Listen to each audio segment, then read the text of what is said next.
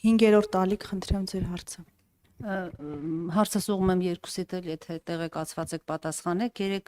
Նյուզեեմը տեղեկություն հայտնեց, որ Երևանի մաթեմատիկական մեքենաների գիտահետազոտական ինստիտուտը վաճառվել է ռուս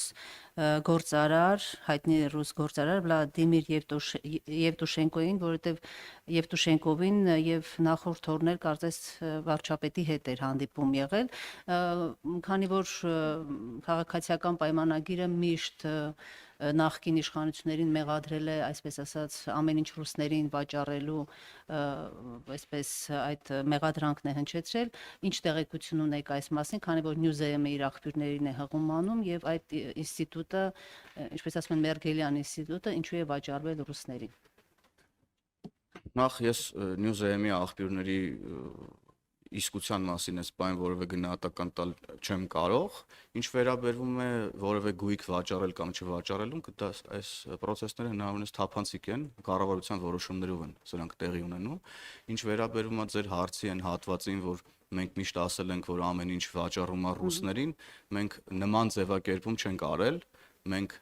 արել ենք ձևակերպումներ առ այն, որ Հայաստանի Հանրապետության կարևորագույն նշանակության օբյեկտները վաճառվել են ջրի գնով ոչ մի բանի դիմաց։ Մյուս կողմում կարող են լինեն ռուսները,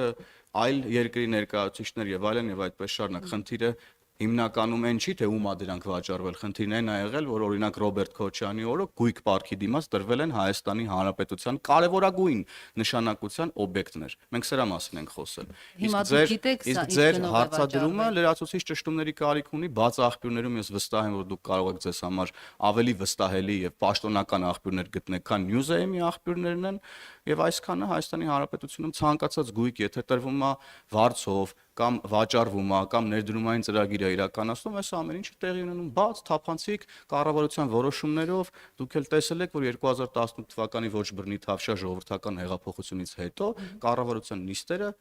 ուղիղ եթերով հեռարձակվում են, թափանցիկ են, բաց են եւ այդտեղ չեմ կարծում որովհետեւ փակ եւ ծածուկ հարց է մնում։ Շնորհակալ։